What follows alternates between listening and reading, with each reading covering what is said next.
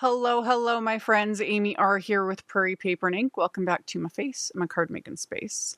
Got a new card to share with y'all using a house mouse image from Spellbinders. It has been a hot minute since I have used house mouse images, and this one is coffee themed. So I do have a playlist on my YouTube channel with all of the cards that I have made over the years that are, coffee, tea themed, etc. I'll link to that playlist in the end screen at the end of this video. You can check it out if you're interested. As always, I'll have links to everything I used in the description box below the video.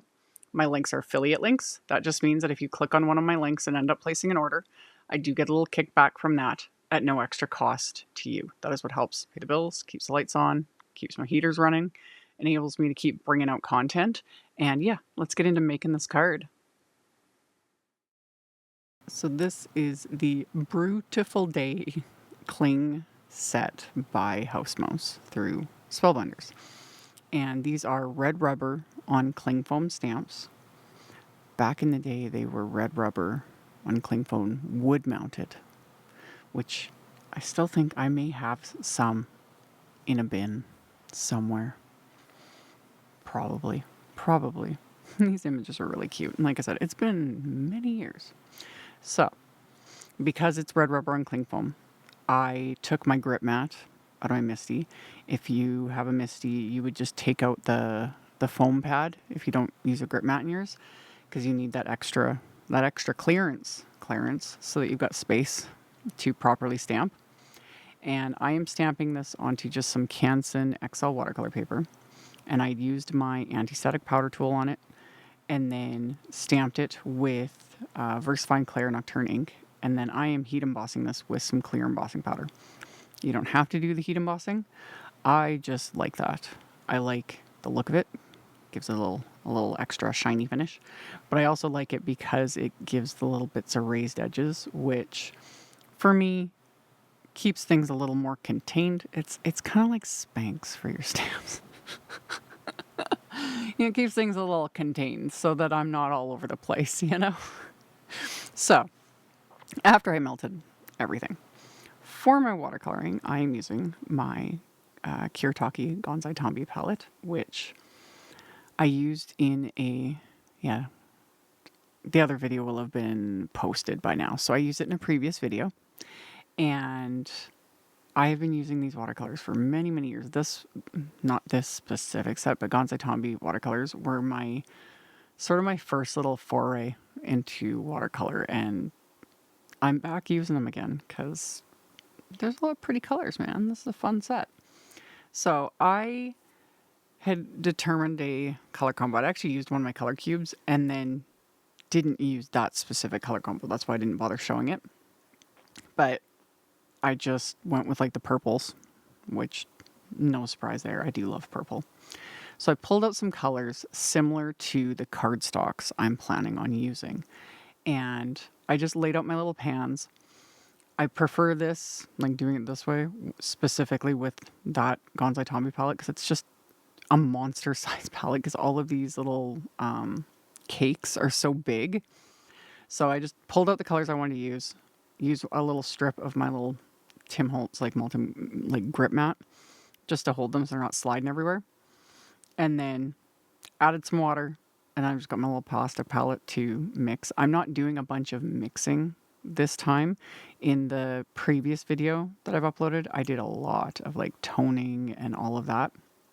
With this, for the most part, I'm just kind of using the colors as is. And I painted the ground first, just using a bit of a gray. And I'm drying things with my heat tool because I didn't want the gray to bleed into the background, which is this very pale sort of lavender purple. I'm using a larger brush for this one because I want it to be quite pale. I just want the background to be very, very soft. So painted all of this, and again, I'll dry it with my heat tool. Normally when I'm doing like an entire background, like painting the background, painting an entire panel sort of a thing, I will tape this down like with painter's tape to a hardboard just to keep things from warping. Like this did warp quite a bit between the heat and the water and all the things, but I'm not too concerned about it because I am going to die cut this. Not with a coordinating wafer die, There's not coordinating wafer dies for these, but with just a shape wafer die. So that'll flatten it back out again. So I was like, not worried. So I painted my little background. And then this is about the only mixing I did. I took like a darker purple and mixed a little bit of lighter purple because I wanted it to match. Because I was kind of matching Spellbinders Lilac Cardstock. And mixing those two together got me the color I wanted. And images like this seem intimidating. I've talked about this before, more in terms of like florals, you know? Images with a lot of detail look very intimidating, you know? It's like all that detail, and it's like, oh, I'm not going to be able to color this. I get that.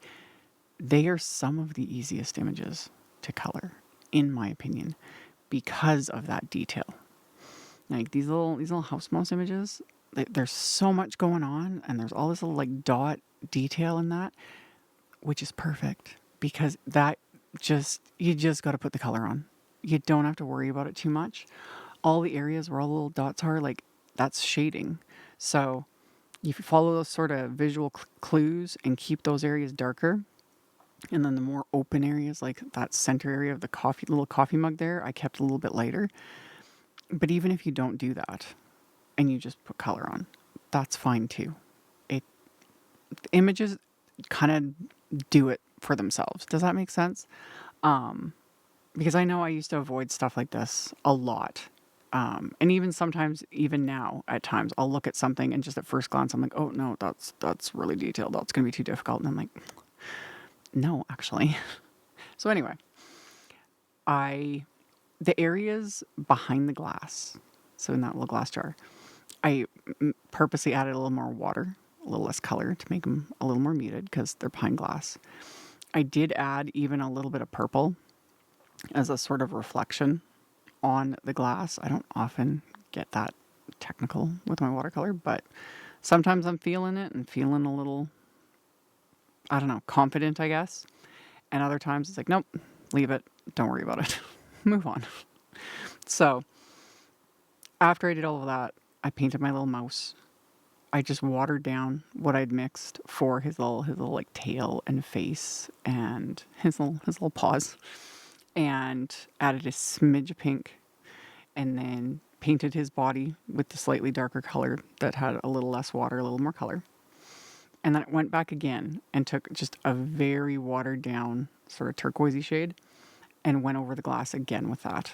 Just, again, it's so barely subtle you can't even really see it on screen at all, but it's there.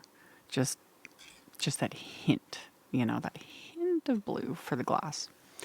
And then I let everything dry, die cut it with one of the mirrored arch labels wafer dies, and managed to get schmutz on it.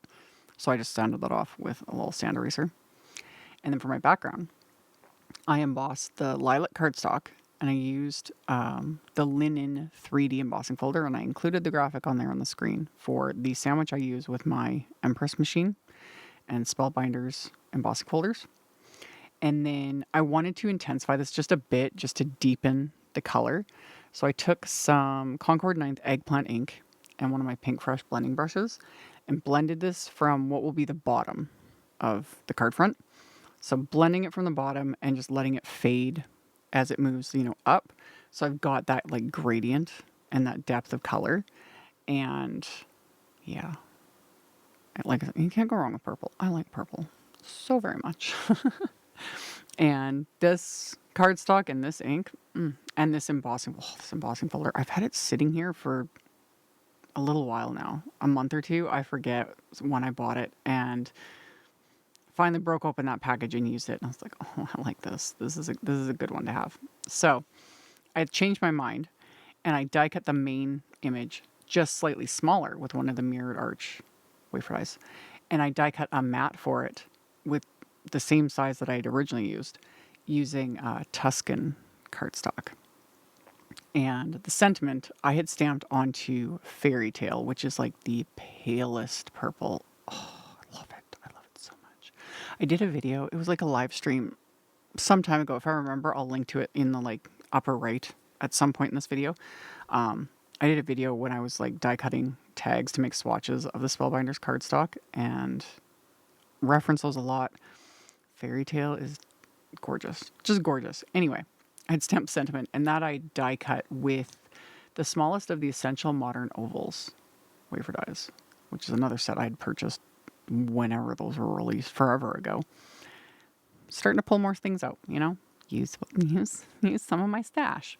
So, adhered the Tuscan color mirrored arch label with glue to the background. Added some baker's twine. Popped the main image up with some Big Mama foam tape. Just give it a bit of dimension. And then splatter, of course. So the first bit is the sparkle splatter effects from Spellbinders. I showed this in a video not too long ago. I had done a video with Spellbinders Happier Hour collection and did several cards and pulled this out and used it. I need to figure out the best way for me to like actually splatter with it. The other time I'd put it on my palette, use my fan brush. That is my preferred way, which is what I'm going to do here. But using it directly from the little brush in the bottle, it works, but it also goes everywhere. Which I don't mind. I don't mind having a, you know, sparkly splatter on me at all, you know. It just adds a little shimmer to the day. Anywho, I'd, you know, added that little bit of sparkly splatter. And then I added some white splatter using the Hero Arts white acrylic speckle ink. So put that on my little palette, splatter that with my fan brush, set all that aside to dry. On the inside of my card, I stamped the main image again, this time with Concord and 9th Lilac ink. And my card base is a top folding A2 white note card, so 5.5 by 4.25 inches. So stamped this little image onto the inside, and then I stamped one of the sentiments with that Nocturne ink, and that's going to finish off the inside of the card. So just have a Brew-tiful day. It's not only coffee themed, cute little mouse, I do, and punny sentiments. I love puns. So I had adhered the card front to the card base, popped the sentiment into place, and that finished off this card. So we got some watercolor and some embossing and splatter and a very subtle hint of sparkle, which just makes me happy. And that's it. So, like I mentioned, I'll have links to all of the things in the description box below the video. I'll link to the playlists that I talked about in the end screen. You can check those out if you're interested. Thank you all so much for hanging out with me, for thumbs upping and commenting. I very much appreciate it. And I'll see you all very soon in the next one. Bye. Thank you so much to my amazing Patreon supporters. For anyone that might be interested in joining my Patreon community and supporting me, the link to my Patreon is in the description box below the video. For everyone else, as always, thank you all so much for taking the time to watch my videos, for thumbs upping, commenting, subscribe if you haven't, I'd love to have you. And here's a couple other videos for you to check out in case you missed them. Bye!